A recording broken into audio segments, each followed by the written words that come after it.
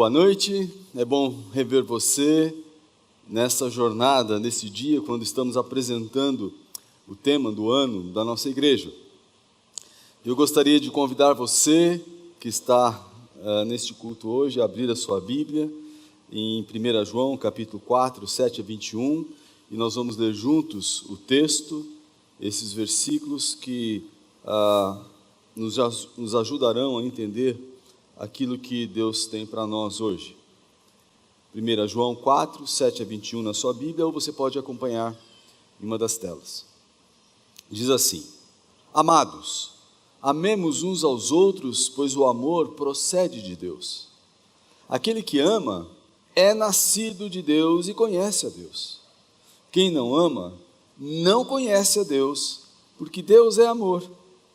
Foi assim que Deus manifestou o seu amor entre nós. Enviou seu Filho unigênito ao mundo para que pudéssemos viver por meio dele.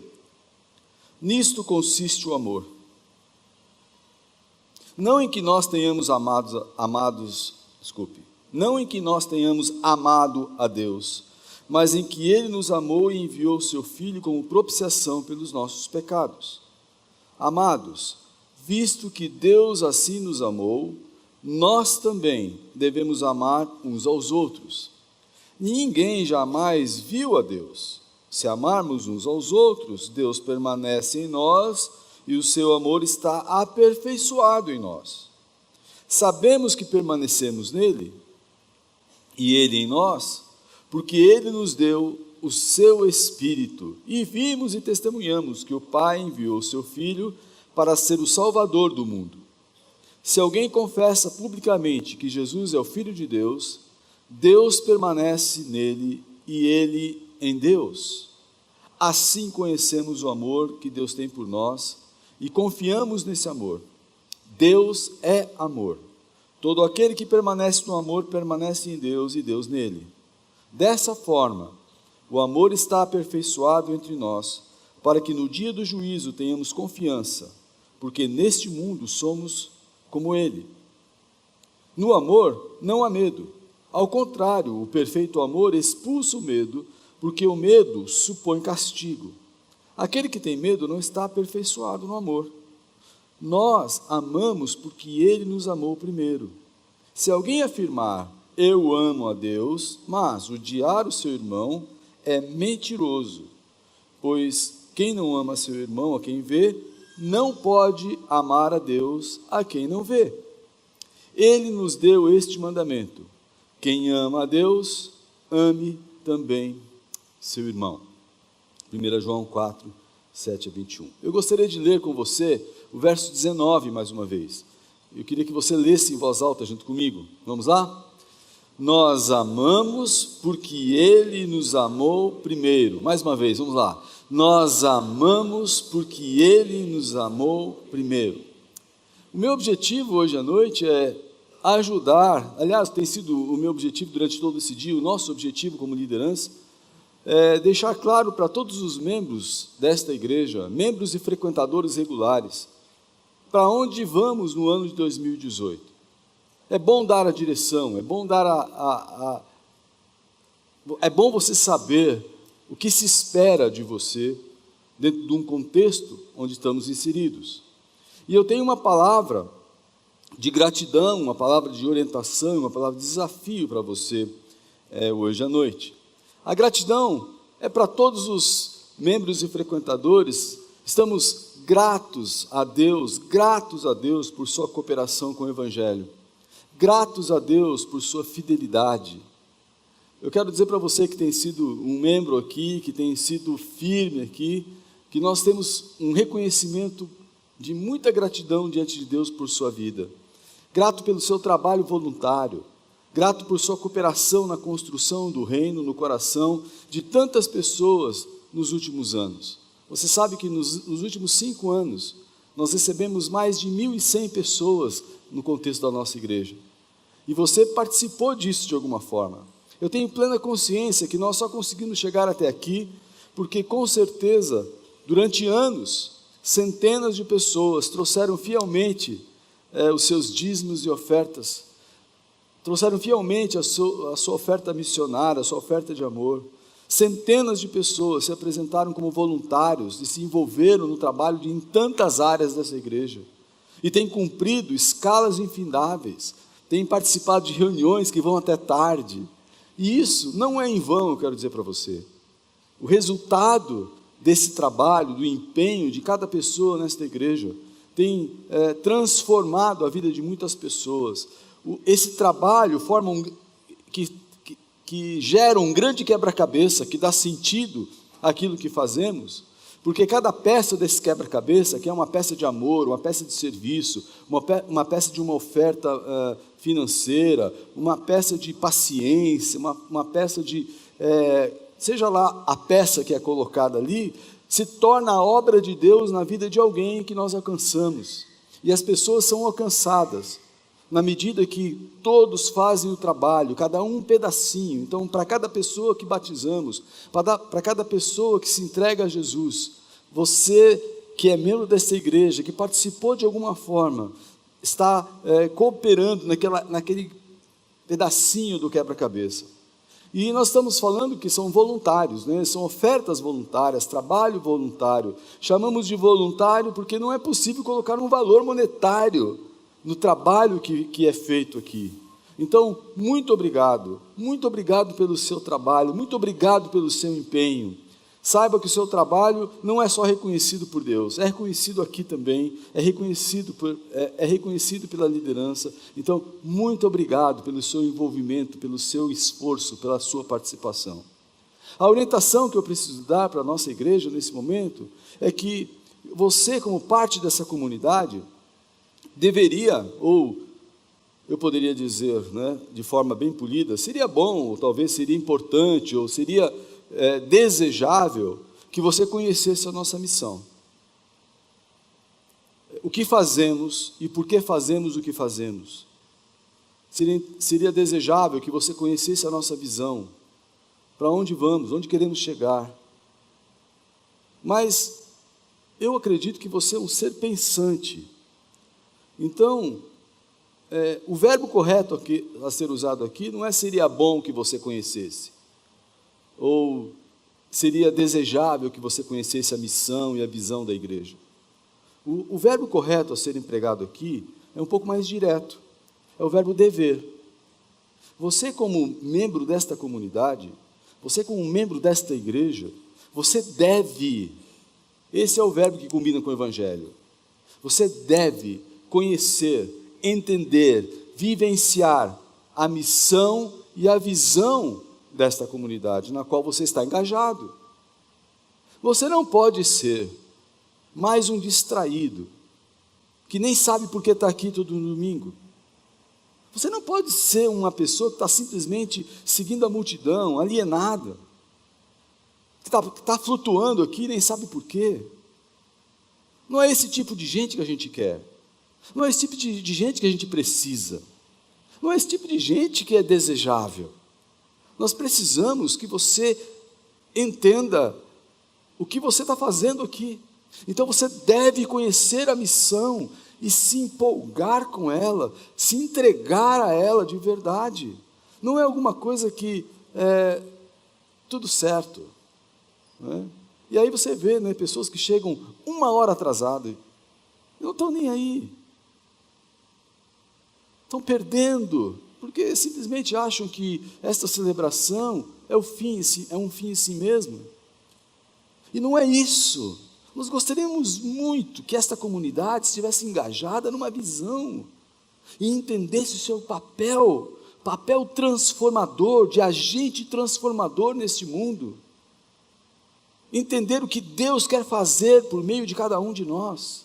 E nós nos juntamos aqui cada domingo, não apenas para celebrar os nossos cultos, levantar as mãos e ficar aqui simplesmente nos regozijando na presença de Deus. Isso é muito legal, muito bom, devemos até fazer isso. Mas esse não é o nosso alvo final.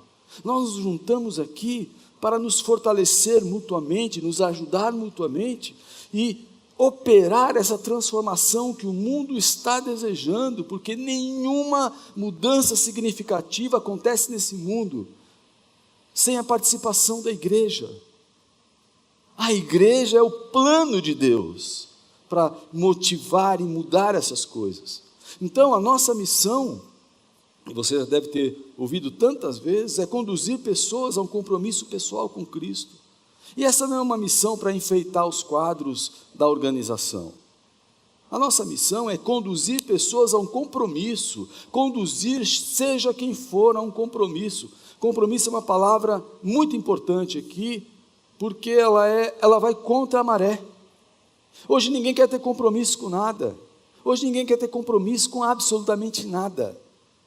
E aí as pessoas muitas vezes acabam se escondendo atrás de uma igreja grande, dizendo, eu vou lá, sento lá no fundo e fico...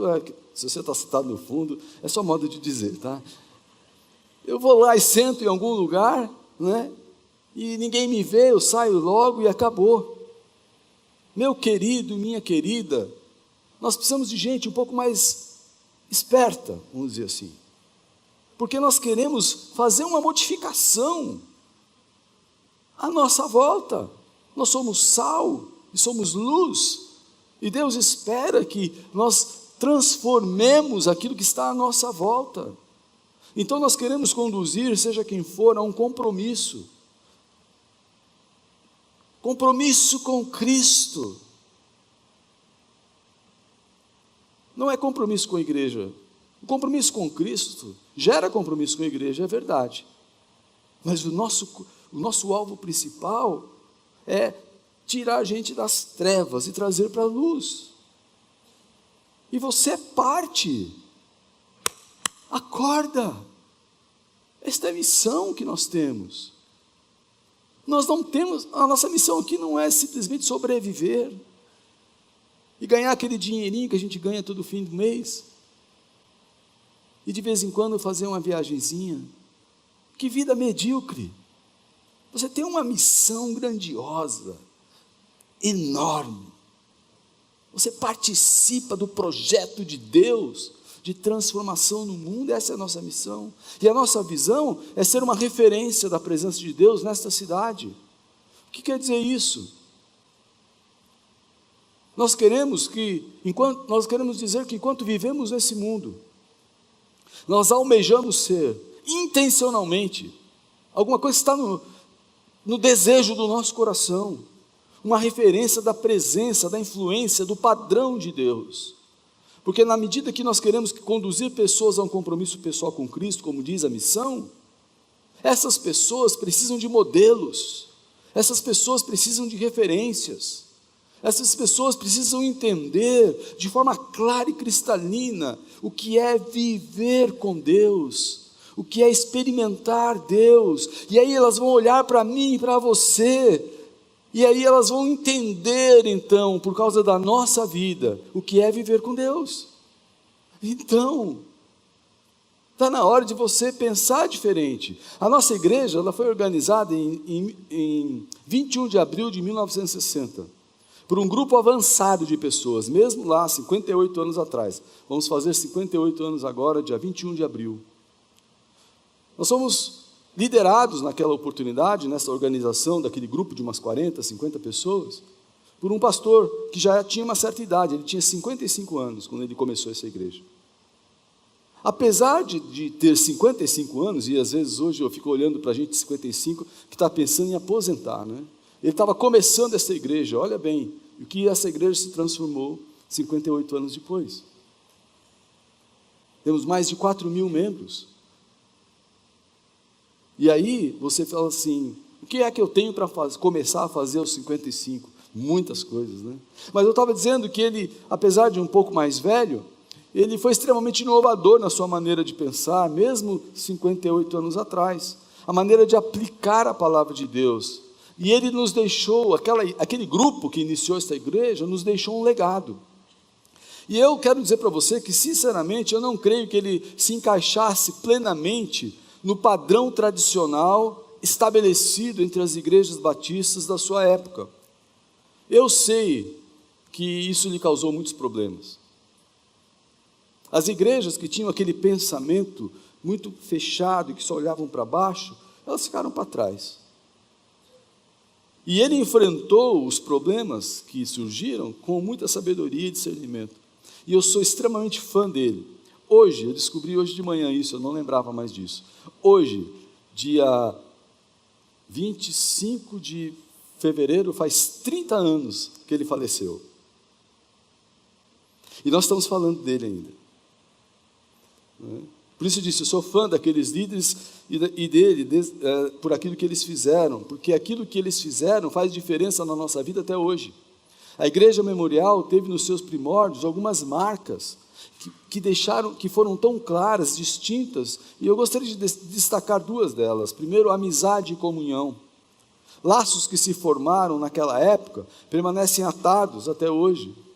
Esse conceito de família, mesmo dentro de um contexto de uma igreja grande, metropolitana, ainda é presente, muito claro entre nós.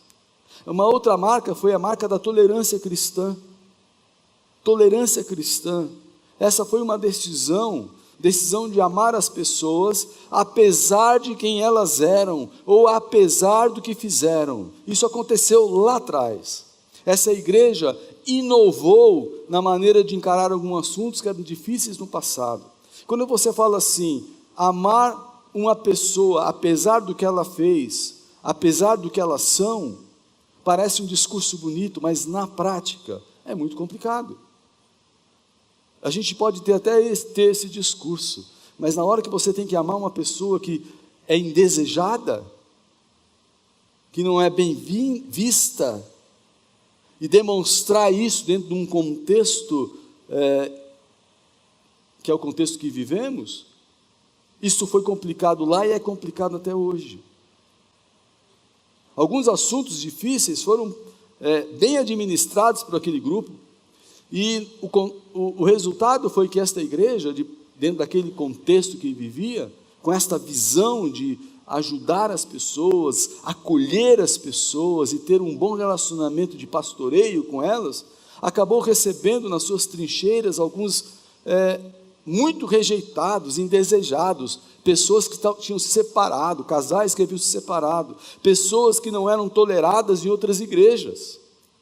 E aí esta igreja não ficou muito bem vista por outras igrejas, porque, olha, tudo que não presta vai lá para a Memorial. Eu não estou dizendo aqui que a gente passava a mão na cabeça dos pecadores.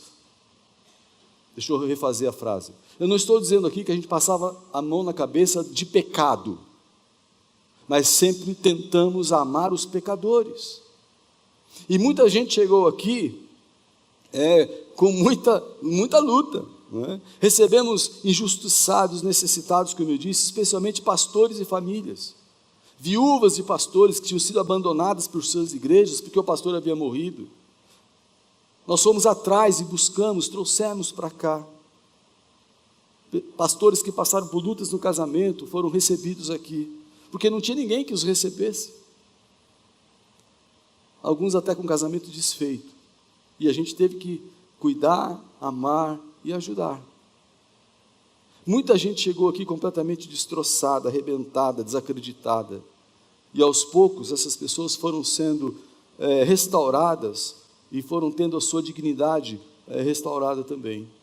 Aqui famílias de pastores com filhos pequenos, às vezes adolescentes, encontraram guarida, encontraram consolo, apoio, muitas vezes sustento financeiro.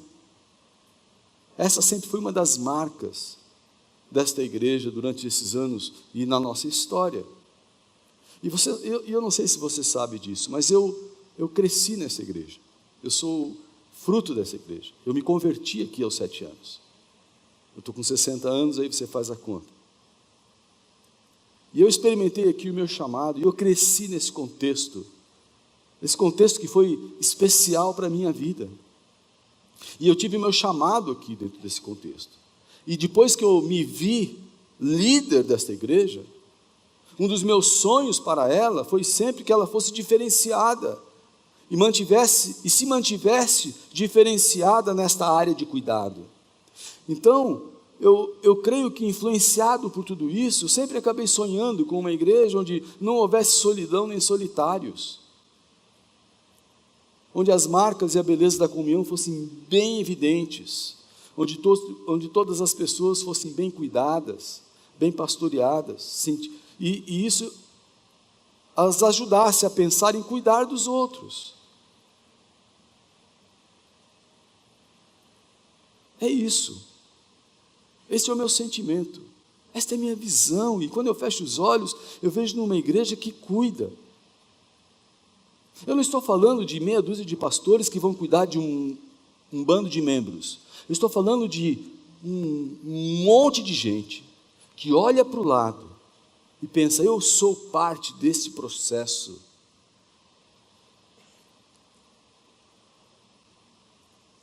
E nós quisemos resgatar esse valor, essa marca nossa, quando nós trouxemos em 2011, 7 anos atrás, o conceito da Igreja 3G, gente que gosta de gente.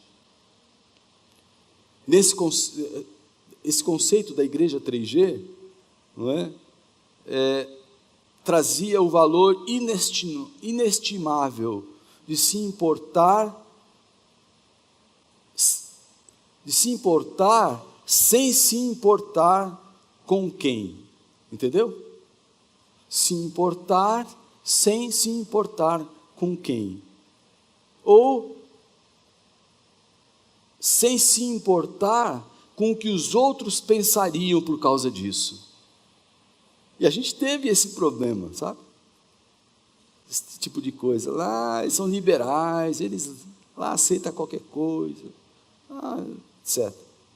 Mas a gente não estava nem aí. E dentro da Igreja 3G, nós queríamos resgatar isso, sabe? Lá atrás.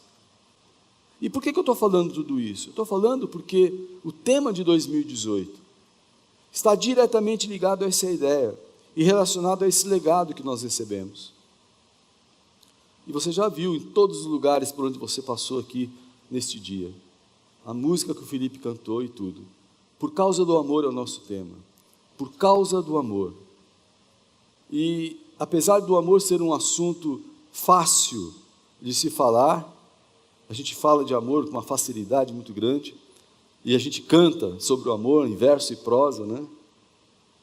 O que nós queremos nesta hora não é apenas estabelecer um tema para a igreja, para o ano de 2018. O que nós queremos de verdade é nos preparar, e eu e você, todos nós, devemos nos preparar para subir um degrau de maturidade, para entender como é viver o amor na dimensão esperada por Deus.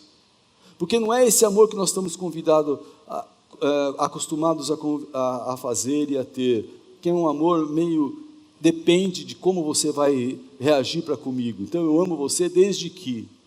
Não é esse tipo de amor que Deus fala. Então, no momento que estamos lançando esse tema, estamos pensando em subir esse degrau de maturidade, e vamos tentar compreender como é viver esse amor na dimensão que Deus espera. Nós estamos certos de que esse amor que se revela em Deus requer um outro tipo de pessoa, e é esse tipo de pessoa que nós queremos ser. E nós queremos então morrer para um tipo de gente, que é um tipo de gente que não serve para viver esse amor. E começar a entender o que Deus quer de nós para viver esse amor que vai mudar a vida das pessoas à nossa volta, assim como mudar quem nós somos. Isso é uma outra maneira de pensar, é uma nova cultura, ou a formação de um jeito de ser diferenciado. E eu creio que está na hora da gente começar a falar sobre isso, viver sobre isso e entender isso da parte de Deus. Nós precisamos entender que nós não estamos aqui por acaso e que Deus quer fazer uma obra grande em nossa vida, e Ele vai fazer essa obra a partir de nós, de uma vida intencional vivida em amor. E aí, o texto que eu li no início, o primeiro texto lá da carta de João, ele destaca algumas coisas que eu queria destacar rapidamente com você. Ele diz o seguinte, e você deve guardar isso. Entre outras coisas, João fala, Deus é amor. Ele faz uma afirmação categórica, Deus é amor. Ele diz, o amor procede de Deus. Deus é amor, E o amor procede de Deus. Ele diz: aquele que ama é nascido de Deus. E ele diz também: quem não ama, apenas não conhece a Deus. Então, Deus é a essência do amor. E aí, partindo dessas afirmações de João, nós temos que considerar que a vida consiste em conhecer a Deus profundamente. Eu vou repetir. A vida consiste em conhecer a Deus profundamente. Essa palavra profundamente é bem importante aqui nesse contexto. Então, não importa quem você seja, não importa a sua história evangélica, não importa qual religião você professe, viver no sentido amplo da palavra quer dizer conhecer a Deus profundamente. Então, quem não conhece a Deus não vive. Não há como viver dentro do projeto chamado vida humana sem conhecer a Deus, sem vivenciar quem Ele é, sem experimentar os seus atributos. Sem conexão divina, o indivíduo vive o vazio. Uma vida sem Deus é uma anomalia, está sujeita a toda espécie de barbáries.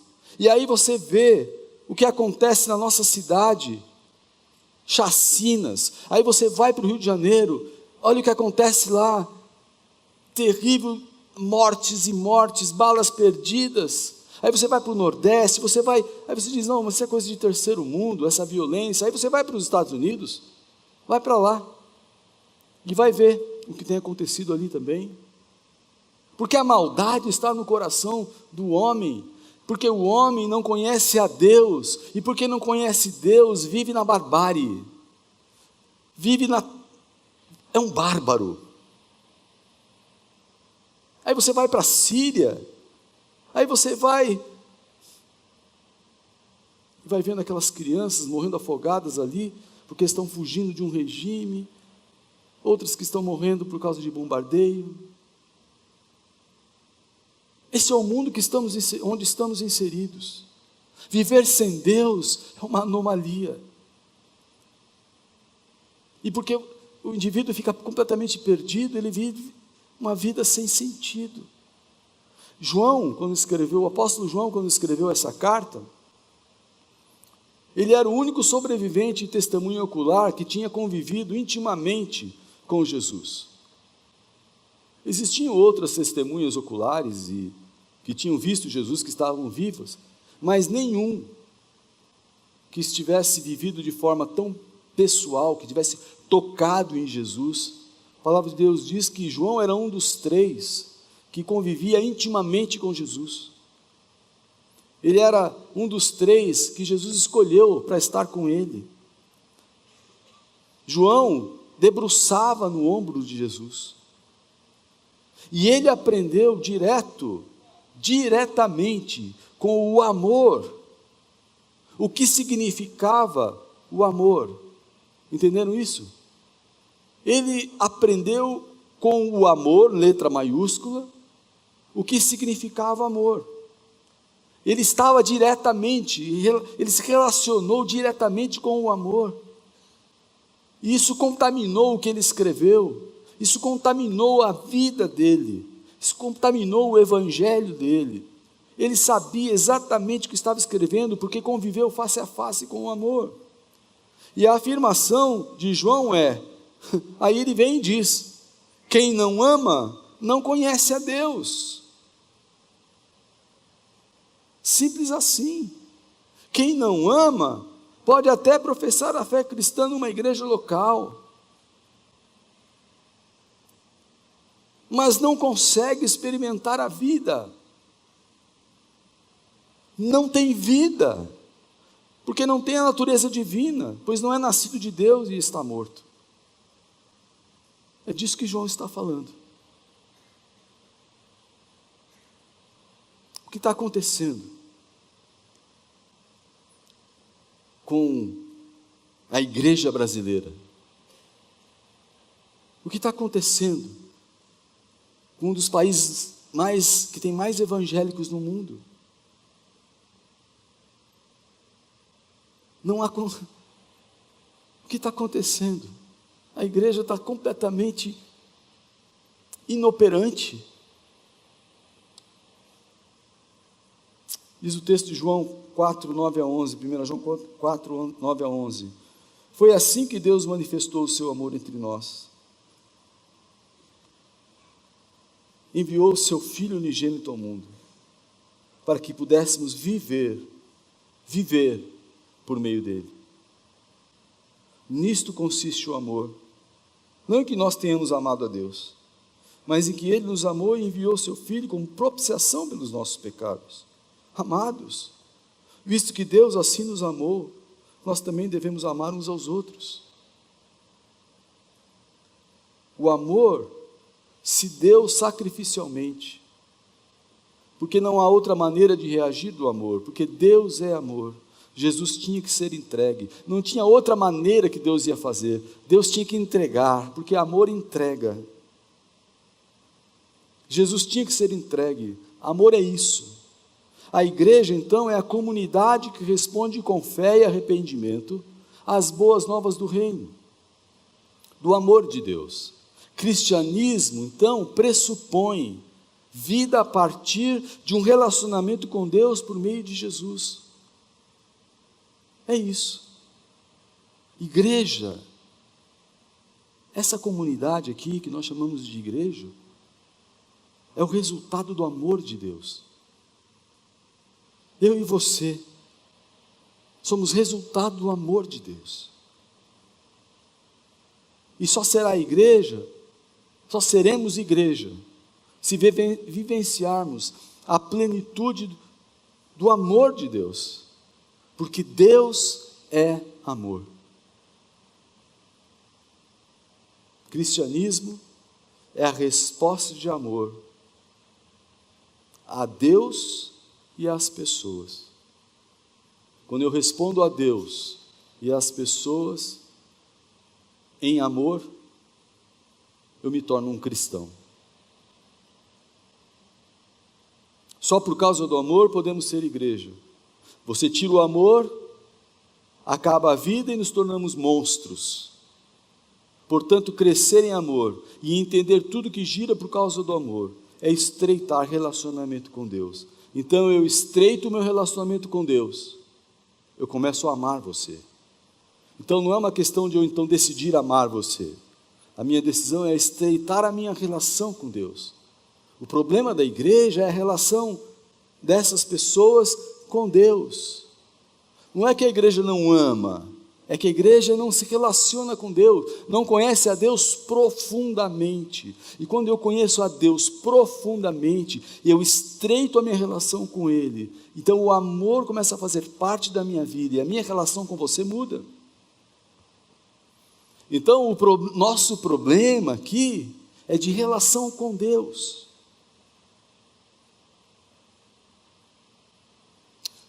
Passa pela igreja, passa pela missão da igreja, toda e qualquer tentativa de ajudar esta barbárie que está aí. É verdade que nós temos que votar certo, é verdade que temos que nos posicionar de forma equilibrada, mas é verdade também que a igreja precisa tomar uma posição de amor, resultado de um estreitamento da sua relação com Deus, e nós temos que assumir a responsabilidade, temos que assumir essa responsabilidade, de ser igreja de Jesus de verdade. E é isso então, haverá um estímulo, uma batalha espiritual durante todo esse ano, que levará alguns crentes professos a se converterem, essa é a minha expectativa. Haverá um esforço crescente, para que você entenda, para que nós entendamos o que é relacionamento profundo com Deus, para que o resultado desse relacionamento possa se transformar em amor às pessoas, nem que isso leve alguns crentes professos, gente que é membro de igreja, a se converter.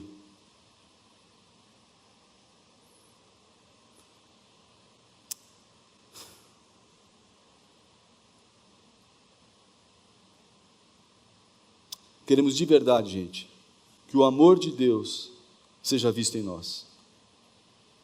Queremos mudar a cultura renante. Queremos firmar esse valor em nossa comunidade. O meu desafio, ele está relacionado realmente com uma mudança de cultura. A nossa cultura é cruel, é muito cruel, porque a cultura da nossa cidade nos leva ao egoísmo, nos leva a desconfiar das pessoas. A situação atual, com tanta maldade, com tanta violência, nos leva a desconfiar da nossa sombra. Somos impacientes, antipáticos, fechados, depressivos, antipáticos, negativos, pessimistas. E eu diria, então, de certa forma, que dependendo da perspectiva e diante da perspectiva da violência, até seríamos justificados. Mas depois eu paro e penso, qual é a perspectiva de Deus? Deus é amor. E aí quando você olha as coisas da perspectiva de Deus, tudo fica diferente. Nós podemos amar na perspectiva correta. Nós devemos nos espelhar no amor de Deus, que tem a perspectiva de não esperar nada de volta, nada em troca. Nós temos que assumir, sim, que a igreja representa o seu mestre, e assim projetar um upgrade, um crescimento nessa área de amor, com um serviço ao próximo exemplar, com demonstração de paciência e simpatia com aqueles que não conhecemos, com um acolhimento de gente nova, e mesmo as pessoas novas que chegam aqui cada domingo. Podemos fazer isso nos oferecendo para o serviço voluntário, podemos fazer isso nos engajando nos projetos, podemos fazer isso trabalhando e entregando as nossas ofertas, os nossos dízimos, podemos nos engajar num projeto que venha realmente fazer diferença. Se você conhece a Deus, você ama, porque Deus é amor. E aí talvez você diga para mim, ai pastor, não estou em condições. Sempre tem aquele que não está em condições, né? Ai, eu estou com tanta dor aqui, a minha vida é tão difícil. Eu às vezes fico pensando, é difícil para todo mundo. Só que se a gente ficar assim, nós vamos ficar cada um dentro de um buraco. Então está na hora de você entender essa estratégia, que o melhor jeito de você melhorar quando você está com um problema é tirar a cabeça do buraco, olhar para fora e ver como é que você pode ajudar alguém. E no momento que você quer ajudar alguém, você então começa a melhorar, porque você se torna útil. A coisa mais terrível do mundo é você pegar uma pessoa que é inútil, ficou uma vida inteira, uma vida de inutilidade. Acorda. Isso começa dentro de casa. Nós devemos acordar dos nossos relacionamentos em casa, na família e nos contextos onde estamos. Então, se você não está bem, para você ficar melhor, comece a passar amor. E talvez isso mude a sua vida. No nosso contexto aqui, na prática, o Por Causa do Amor, que é o nosso tema do ano, vai também direcionar 3 séries de mensagens. Você vai participar durante esse ano de 3 séries de mensagens. A primeira, que começa domingo que vem, Cartas de Amor. Vamos estudar 1ª, 2ª e 3ª João. 1ª, 2ª, 3ª João. As 3 cartas de João. Então eu sugiro para você que faça a sua devocional nos próximos 2 meses, nessas cartas. Leia essas cartas, aprenda, pesquise, ore, vá nessa carta, tire lições, informações de crescimento na sua devocional, nas cartas de amor, porque você vai ouvir mensagens. Cada semana nós trabalharemos um capítulo de uma dessas cartas. A segunda série de mensagens será no Antigo Testamento e vai ter o nome de Amor Antigo. E aí nós vamos ter várias mensagens no Velho Testamento que falam de amor e como Deus usou do amor dele. E a última série de mensagens, lá para o fim do ano, será a essência do amor. E esta série de mensagens tratará, vamos estudar a vida de Jesus, vamos ver Jesus atuando e amando. Por causa do amor, ainda vai orientar um projeto para toda a igreja, do meio do ano para frente, 40 dias de amor. Nós vamos dividir a nossa igreja em grupos menores, e durante a semana vamos nos encontrar para estudar um livro, e depois vamos ouvir essas mensagens no domingo, e nós vamos também trabalhar esse assunto. Nós queremos ficar impregnados por esse assunto, que esse assunto entre dentro de nós e transforme a nossa vida. Aí nós vamos ter... Vamos ainda, por causa do amor, vamos fazer ação social, vamos fazer missões, vamos fazer trabalho voluntário. Apresente-se para trabalhar voluntariamente, envolva-se na igreja, nos projetos que você tem. Aí temos doxa, temos escola bíblica, temos encontro de homens, de mulheres, e os demais encontros aí com a terceira idade, tudo dentro do contexto do Por Causa de Amor.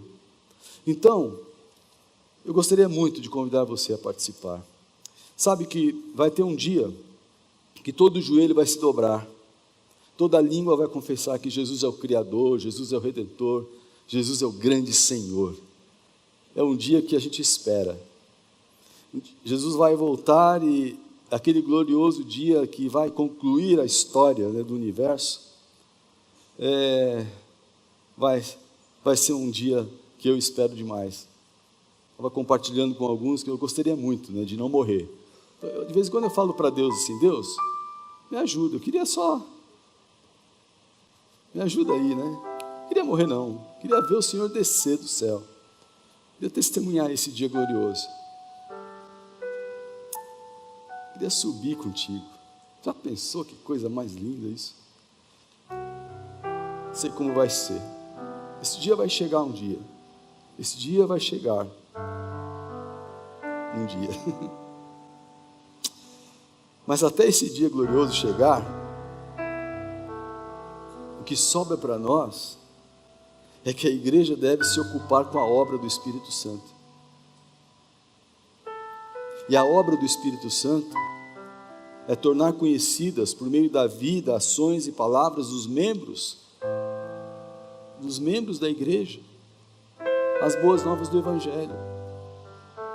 Até Jesus voltar, a gente tem muito trabalho. A gente pode ficar paradinho olhando para o céu, subir lá no morro e ficar lá contemplando a volta de Jesus.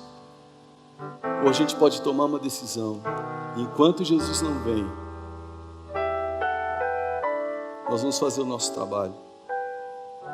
Aquilo que por amor Deus quer fazer na vida de toda criatura. Pois Jesus é a resposta para o caos e para o desamor que está por aí. Então, enquanto o final não chega, quem se apresenta ao que sofre com amor e compaixão é a igreja. Isso quer dizer que eu olho para você e sou aliviado. Nós precisamos aqui ser aliviados, ser cuidados. Eu olho para você e sinto apoio, sinto a misericórdia de Deus, a amizade, o abraço amigo, porque nós somos o abraço de Deus, as mãos de Deus. Nós somos uns para os outros o cuidado de Deus. Nós somos aqui a visita amiga, a ajuda financeira, um cuidado personalizado, a oração que a gente precisa. Nós somos o socorro de Deus, uns para com os outros, no contexto da nossa comunidade. Mas Jesus também é a resposta para os que não estão na igreja, sem esperança, vivendo na desordem, uma vida sem sentido. Quando essa gente busca Jesus, é a igreja que eles veem, é você e eu que eles veem. É isso que diz a nossa visão. Queremos ser uma referência da presença de Deus na cidade. Então, enquanto essas pessoas buscam, quando elas buscam Jesus, elas olham para nós, nas ruas, nas esquinas, nas empresas, nas escolas, na vizinhança, em casa. Então, quando o mundo gritar desesperado, clamar por alívio, por ordem na vida, quando o mundo gritar por socorro e esperança, Deus espera que nós olhemos para o lado e nos apresentemos como apoio e como saída, para que assim, em nome dele, muitas pessoas sejam abençoadas, aliviadas e consoladas. E como eu disse, isso começa dentro de casa. Precisamos acabar com essa hipocrisia de viver uma coisa dentro desse contexto e outra no contexto do lar.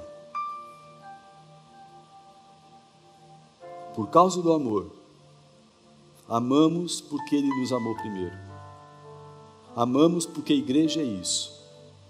A igreja é a expressão prática do amor de Deus.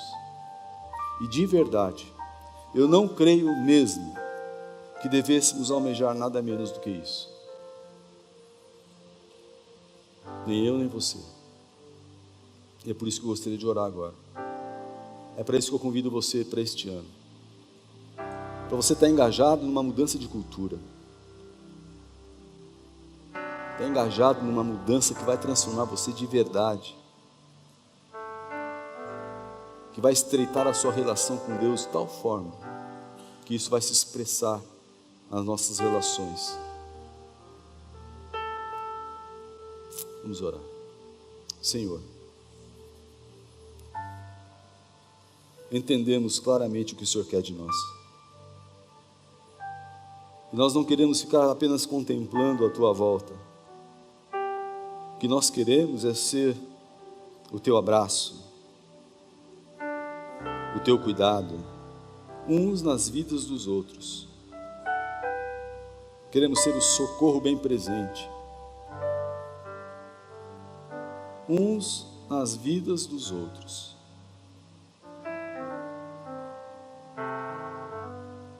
E quando o mundo quiser saber quem é Jesus, queremos nos apresentar, igreja viva,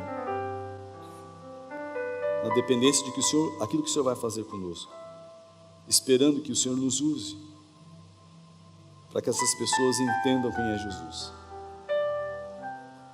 Nos ajude, ó Deus, porque nós precisamos de Ti. Capacite-nos a viver dessa forma. É a nossa oração, em nome de Jesus. Amém.